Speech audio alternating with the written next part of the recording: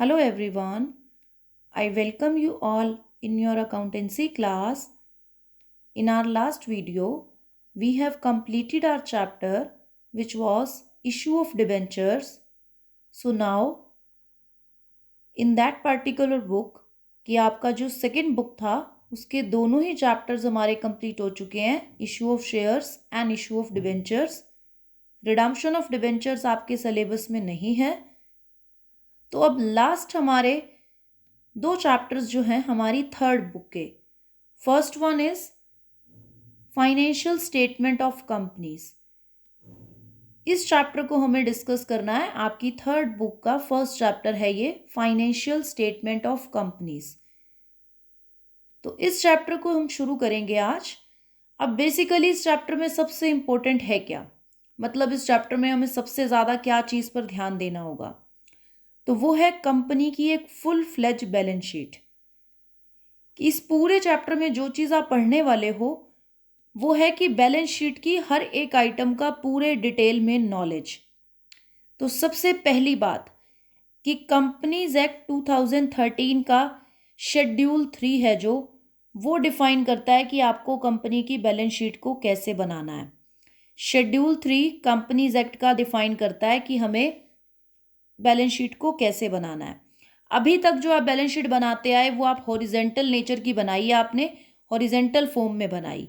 जब आपने पार्टनरशिप के चैप्टर्स में बैलेंस शीट को बनाया हॉरिजेंटल फॉर्मेट था, तो वो फर्म्स वैसी बैलेंस शीट बना सकती हैं हॉरिजेंटल, लेकिन जो कंपनीज होती हैं वो हमेशा बैलेंस शीट को वर्टिकल बनाती हैं। अब वर्टिकल बैलेंस शीट में सबसे पहले ये फिक्स है कि पहले लेती हैं इक्विटी लाइबिलिटीज़। इक्विटी लाइबिलिटीज़ के जो भी आइटम्स हैं वो सब लेंगी, उसका टोटल करेंगे। उसके बाद लेते हैं एसेट्स। एसेट्स के दोनों पार्ट, करंट नॉन करंट, इसी तरह लाइबिलिटी के भी दोनों पार्ट हैं और कैपिटल है साथ में। तो ऊपर में हमारा जो लाइबिलिटी साइड का टोटल आता है वो आपका एसेट साइड के टोटल के इक्वल होना चाहिए, और ये आपकी वर्टिकल बैलेंस शीट है। अब दूसरी बात, वर्टिकल बैलेंस शीट में हमेशा प्रीवियस ईयर का डेटा भी आपको लेना है, करंट ईयर का डेटा तो आपको लिखना ही है ताकि कंपैरिजन इजी हो जाए। ओके, अब यहाँ बहुत सी नई चीज़ें हैं जो आपको जानना है, वो वन बाय वन करके हम डिस्कस करते जाएंगे यहाँ पर। अब एक और बात है यहाँ कि आपको जब बैलेंस शीट बनाना है कंपनी का, आपको पूरी बैलेंस शीट तो बोला नहीं जाएगा एग्जाम में बनाने के लिए, कुछ आइटम्स दे दी जाएंगी और उन्हें कहा जाएगा कि उनको बैलेंस शीट में शो करो। ओके, आपको बैलेंस शीट में ये ध्यान रखना है कि कंपनीज जो है एक सिंगल अकाउंट लिखेंगी। जैसे शेयर कैपिटल लिख दिया तो शेयर कैपिटल के सामने उसका कॉरस्पॉन्डिंग अमाउंट लिख देंगे, करंट ईयर में कितना था, प्रीवियस ईयर में कितना। अब शेयर कैपिटल का जो भी एक्सप्लेनेशन है कि ऑथोराइज्ड कितनी थी, इशूड कितनी थी, अरियर्स कितने हुए, फिर जाकर के भाई हमारी फाइनल ये अमाउंट आता है, वो सारी डिटेल आपने एक अलग से बनाने हैं नोट्स टू अकाउंट, वो वहाँ लिखनी है आपने। तो यहाँ पे आपने नोट नंबर लिख देना है कि कितने नंबर नोट में मैंने शेयर कैपिटल को एक्सप्लेन किया है, रिजर्व सरप्लस को कितने नंबर नोट में बनाया है, ऐसे।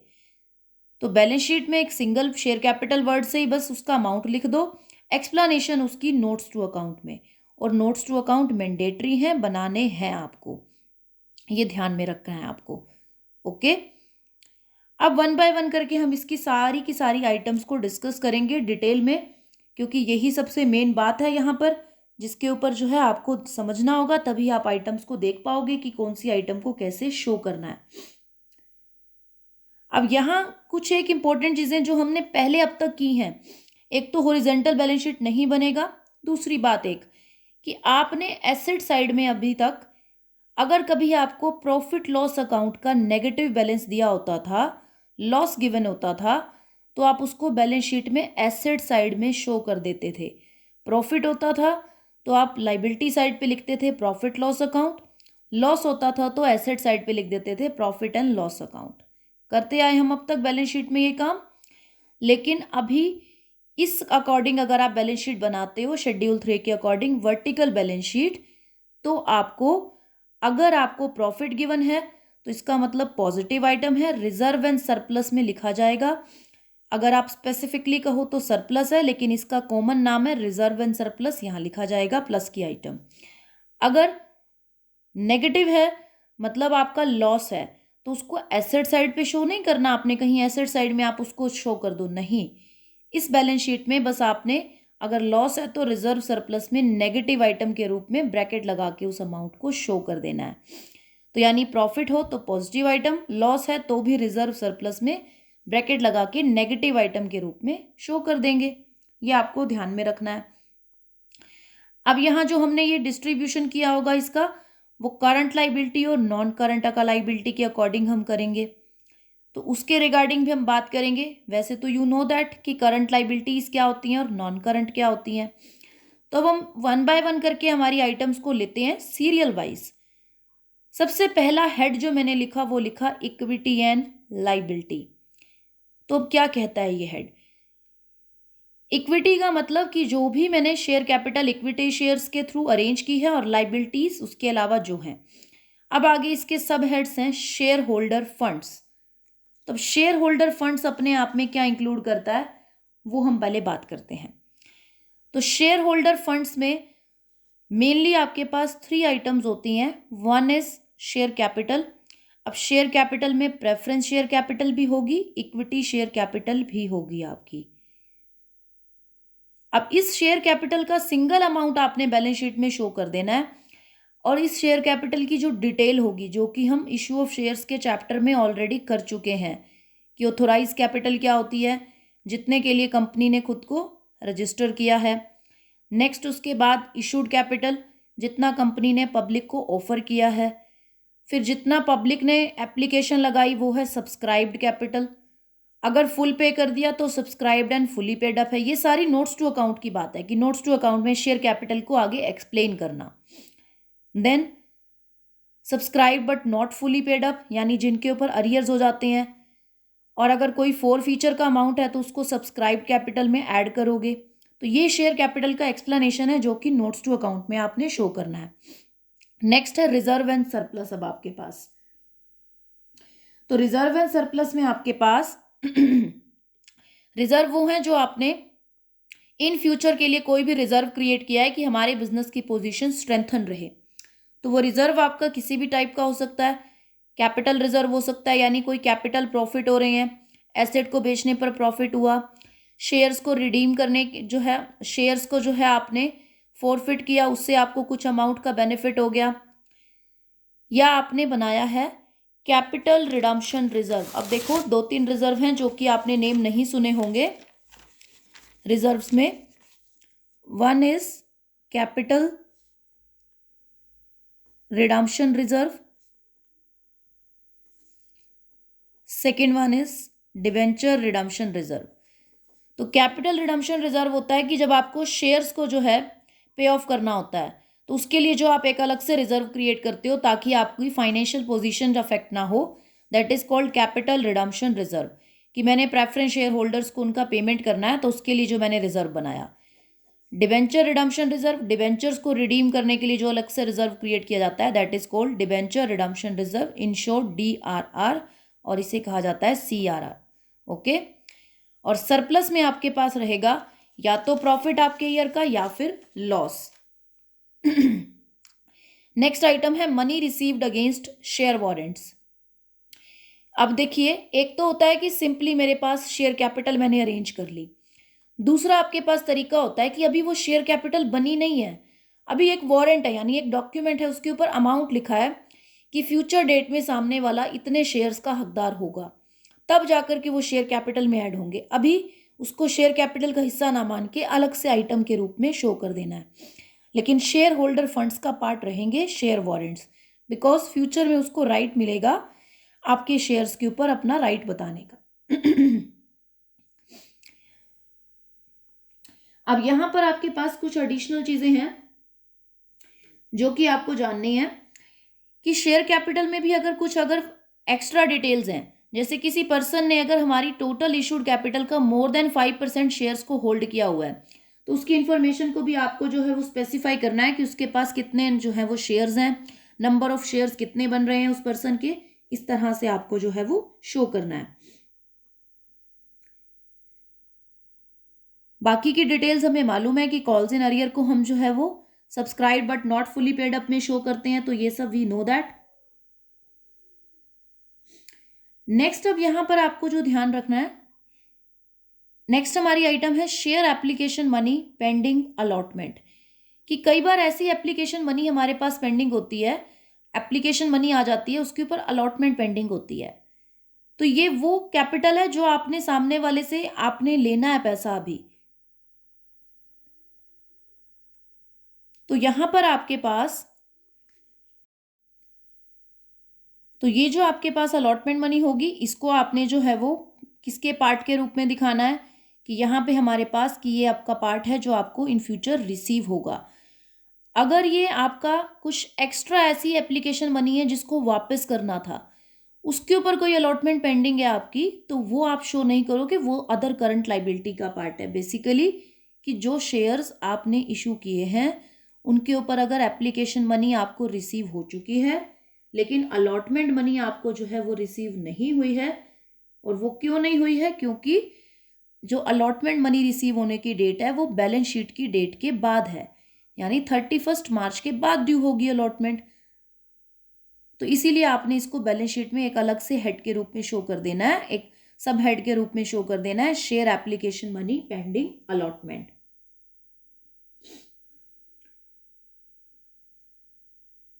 और कुछ एक यहां पर हमारे पास एक कंडीशन ये भी हो सकती है कि आपके पास न मिनिमम सब्सक्रिप्शन ही रिसीव नहीं हुआ, तो बाकी की जो एप्लीकेशन रिसीव हुई जिनको हम शेयर अलॉट ही नहीं कर सकते, यानी हमें कैंसिल करने होंगे, तो उनको आपने जो है अलग से अदर करंट लाइबिलिटी के पार्ट के रूप में बताना है कि अदर करंट लाइबिलिटीज, यानी ये वो हैं जिनको हमने उनका पेमेंट जो है वो वापस कर देना है। अब नेक्स्ट हमारे पास है non current liabilities. Non current liabilities कौन सी होती हैं, जो मोर देन 1 ईयर के बाद जो है वो पे होंगी। तो यहाँ इसका सब हेड जो है आपके पास जो आइटम्स होंगी इसमें इंक्लूड होंगी लॉन्ग टर्म बोरोइंग्स, मीन्स आपके जो है वो लोन है किसी भी तरह का, बैंक लोन है, पब्लिक लोन है, डिवेंचर्स हो गए, बॉन्ड्स हो गए, ये सब हमारी लॉन्ग टर्म लाइबिलिटीज का पार्ट है। अब नेक्स्ट आइटम आती है हमारे पास डेफर्ड टैक्स लाइबिलिटी। आपको ये जो है इसका वैल्यूएशन यानी इसकी जर्नल एंट्री वगैरह आप इसका पार्ट नहीं बनेगी, आपके सिलेबस में वैल्यूएशन का पार्ट नहीं होगी, बट आपको ये पूछा जा सकता है एग्जाम में 1 मार्क्स में कि डेफर्ड टैक्स लाइबिलिटीज को बैलेंस शीट में कहाँ शो करते हैं। तो आपका सिंपल सा आंसर जो है क्या होगा यहाँ पर कि हम इसको इक्विटी एंड लाइबिलिटीज के हेड में शो करते हैं। तो हमारा जो हेड होता है इक्विटी एंड लाइबिलिटीज, वहाँ हम इसको शो करते हैं एक सेपरेट आइटम के रूप में। अब होती क्या है ये डेफर्ड टैक्स लाइबिलिटी, कि देखो आपकी जो टैक्सेबल इनकम होती है, यानी जिस इनकम के ऊपर टैक्स लगना है, वो आपको कैलकुलेट करनी पड़ती है इनकम टैक्स अथॉरिटीज के अकॉर्डिंग, की जो इनकम टैक्स के हमारी गवर्नमेंट ने रूल बनाए हैं। और एक होती है हमारी अकाउंटिंग इनकम, यानी हम हमारी जो अकाउंट एक्टिविटीज परफॉर्म करते हैं, प्रॉफिट एंड लॉस बनाते हैं, बैलेंस शीट बनाते हैं, तो उससे जो हमारी इनकम निकल करके आती है। और टैक्सेबल इनकम होती है आपकी जो है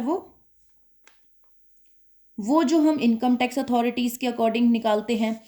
तो रूल्स का फर्क है, देखो रूल्स का फर्क कैसे है यहाँ पर कि कुछ एक रूल्स ऐसे हैं जैसे कि हमने अब डेप्रिसिएशन कैलकुलेट करना है, हम तो अकाउंट्स में चाहे स्ट्रेट लाइन हो या रिटर्न डाउन वैल्यू दोनों से ही कर लेते हैं, लेकिन जो आपकी इनकम टैक्स अथॉरिटीज हैं वो ये कहती हैं कि सिर्फ और सिर्फ आपको रिटर्न डाउन वैल्यू मेथड ही लगाना है। तो इससे क्या है कि दोनों तरह की जो इनकम होती है ना, दोनों में डिफरेंस आ जाता है, दोनों इनकम आपकी जो है वो अलग अलग निकल करके आती है। क्यों? क्योंकि मेथड का चेंज हो गया, यहाँ कुछ और रूल्स अप्लाई कर रहे हो, वहां आप जो है टैक्सेबल इनकम के अकॉर्डिंग जो है कुछ और रूल्स अप्लाई कर रहे हो। तो अगर आपकी अकाउंटिंग इनकम जो है वो ज्यादा है आपकी टैक्सेबल इनकम से, सपोज करो अकाउंटिंग इनकम आपकी जो है वो 20 लाख है, ओके। अब देखो अगर डेप्रिसिएशन स्ट्रेट लाइन से लगाएंगे हर बार फेस वैल्यू पे लगेगा मशीनरी की या एसेट की, अगर रिटर्न डाउन से लगाएंगे तो हर बार डेप्रिसिएशन कम होता जाएगा। तो अगर हम जो है यहाँ पर आपको ये देखना है कि आपकी अगर अकाउंटिंग इनकम बेसिकली जो है सपोज अगर ज़्यादा आ रही है और टैक्सेबल इनकम हमारी जो है वो कम निकल करके आ रही है ड्यू टू एनी रीज़न कि हमने कोई भी चेंज ऑफ मेथड किया है, तो उस टाइम पे जो हमारी टैक्स लाइबिलिटी में डिफरेंस आएगा अब आपकी जो अकाउंटिंग इनकम है, देखिए अगर आपका टैक्स है 40%, तो आपकी अकाउंटिंग इनकम के अकॉर्डिंग देखें तो हमारी टैक्स से जो है टैक्स लाइबिलिटी कितना बननी चाहिए, 8 लाख रुपीज। और टैक्सेबल इनकम के अकॉर्डिंग हमारी जो टैक्स लाइबिलिटी बननी चाहिए वो कितनी है, 6 lakh rupees according to taxable income. तो जो इन दोनों के बीच का डिफरेंस है, इस डिफरेंस को ही कहा जाता है डेफर्ड टैक्स लाइबिलिटी। ओके, जो इन दोनों के बीच ये डिफरेंस है that is called deferred tax liability. तो इसके लिए आप एक जर्नल एंट्री भी पास कर देते हो, वैसे वो आपके सिलेबस में नहीं आपको इवेल्युएट होगा, आपसे सिर्फ बैलेंस शीट में इसका प्रेजेंटेशन पूछा जाएगा कि कैसे इसको शो करते हैं। तो यहां पर नेक्स्ट आपके पास जो आइटम आती है अदर लॉन्ग टर्म लाइबिलिटीज। तो अब अदर लॉन्ग टर्म लाइबिलिटीज जो है उसमें वो शो होंगी लाइबिलिटीज जो कि हमने पहले हमारे उन सेक्शंस में जो है वो शो नहीं हुई है। अब वहां वो कौन कौन सी हो सकती हैं आपके पास। अब अदर में हमारे पास हो सकता है कि ऐसा कोई भी हमने प्रीमियम जो है वो पे करना है रिडम्पशन ऑफ डिबेंचर्स के ऊपर, कि डिबेंचर्स को रिडीम करते हुए या प्रेफरेंस शेयर्स को रिडीम करते हुए, these are called other long term liabilities, यानी फ्यूचर में कुछ सालों के बाद हमें पे करना होगा। नेक्स्ट है लॉन्ग टर्म प्रोविजन, यानी जिस भी क्लेम के अगेंस्ट इनको क्रिएट किया गया वो क्लेम जो है वो 12 मंथ्स के बाद, मोर देन 1 ईयर के बाद जो है वो क्लेम हमारा सेटल होना है। जैसे कि आपने जो है अपने एम्प्लॉयज़ के लिए कोई प्रोविज़न बनाया है उनको ग्रेचुइटी देने के लिए, कोई वारंटी के क्लेम है हमारे पास, उनकी लीव जो है उनको इन कैश जो है वो अर्न लीव के लिए कोई हमने क्लेम बनाया है जो कि 1 ईयर के बाद पे होने हैं वो प्रोविजंस, तो वो हो गए आपके लॉन्ग टर्म प्रोविजंस। अब हमें जो है इतने तक की आइटम्स को ये भी देखना है कि इतने तक की आइटम्स को हमने बैलेंस शीट में शो कैसे करना है। सपोज आपको जो है वो बोल रहा है कि आपको शेयर कैपिटल या रिजर्व सरप्लस को बैलेंस शीट में शो करना है, तो उन्हें हम शो कैसे करेंगे। फिलहाल हम यहीं तक करेंगे, नेक्स्ट आगे जो है आइटम्स उनको भी बैलेंस शीट में शो करने का ट्रीटमेंट हमें देखना होगा कैसे करेंगे। फिलहाल हम यहाँ तक की आइटम्स को देखते हैं कि हमें अगर बैलेंस शीट में शो करना हो तो हम कैसे करेंगे। इसी तरह से हम सीक्वेंस में डिस्कस करते जाएंगे आइटम्स और उनका बैलेंस शीट का ट्रीटमेंट। तो यहाँ मैं कुछ एग्जाम्पल लेती हूँ जिसमें कि हम रिजर्व एंड सरप्लस को शो करने के बारे में देखेंगे कि उसको शो कैसे करना है।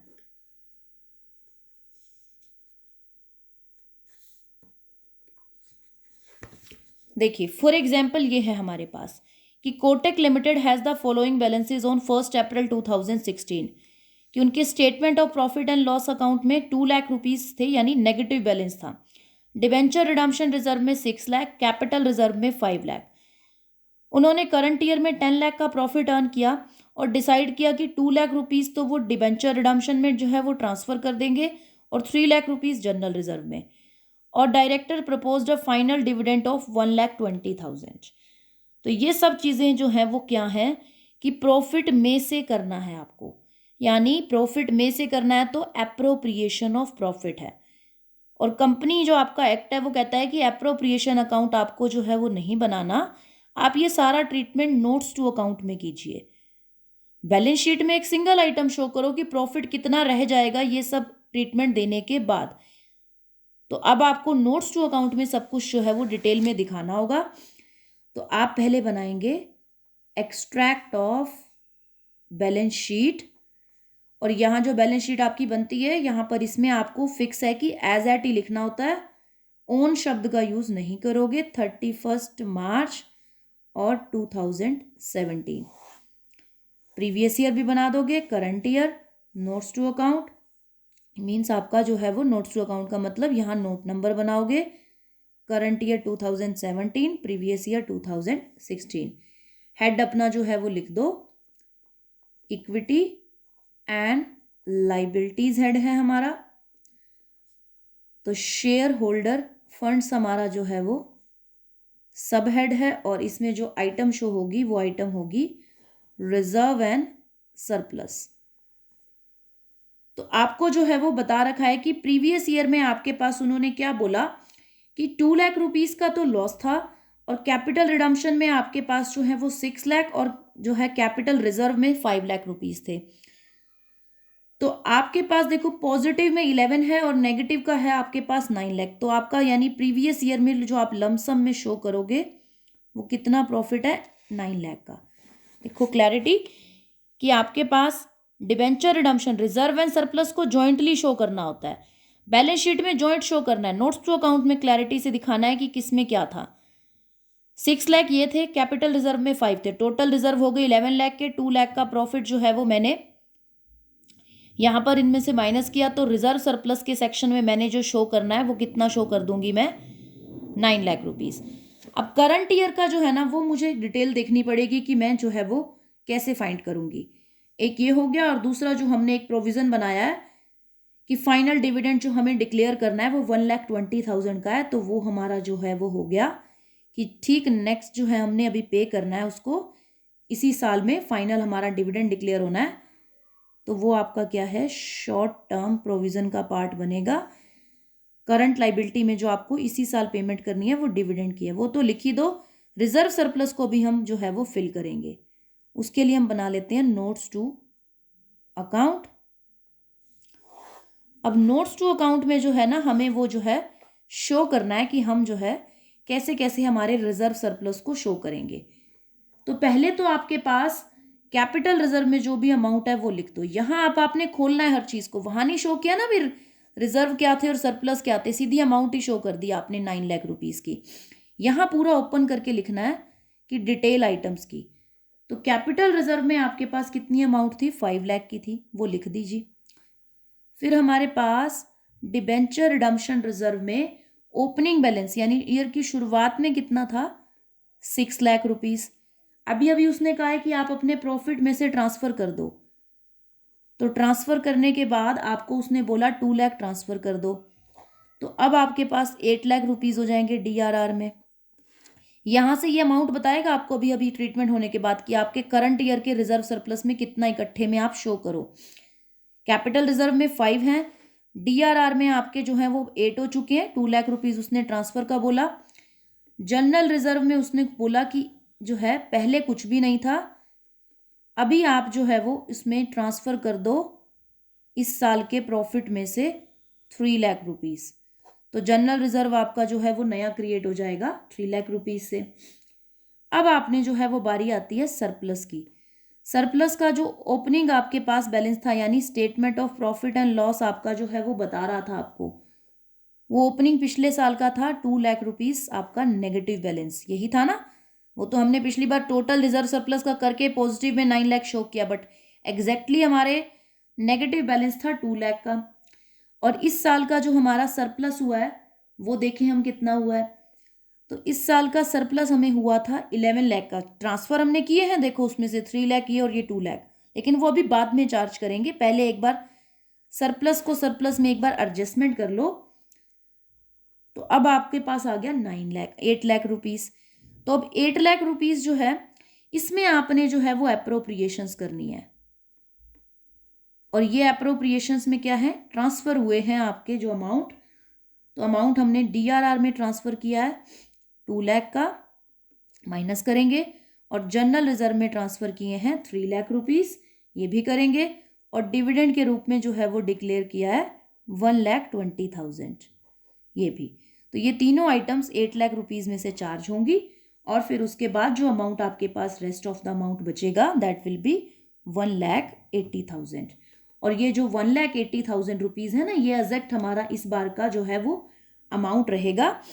अब 1,80,000 तो आपके पास है ही, मतलब इस साल का सरप्लस प्लस जो हमारे पास रिजर्व क्रिएट है उन सबको भी तो ऐड करके ही तो शो करना है ना हमने। तो उन सबको ऐड करने के बाद आप दिखा सकते हो कि भाई मेरी बैलेंस शीट में रिजर्व प्लस सरप्लस का टोटल कितना है। सरप्लस ये है, बाकी के हैं आपके पास रिजर्व। कैपिटल रिजर्व 5 लाख का प्लस 8 आपके पास 13 प्लस 3 16, तो 17,80,000 रुपीज के जो है ना आपके टोटल रिजर्व सरप्लस का टोटल है वो शो करना है। और आपने जो शॉर्ट टर्म प्रोविजन क्रिएट किया है that will be 1,20,000 for dividend की हमने जो है वो नेक्स्ट ईयर में पे करना है डिविडेंड। तो इस तरह से आपको बैलेंस शीट में इनको शो करना है। तो प्रैक्टिस करेंगे इन सम्स की। Thank you so much.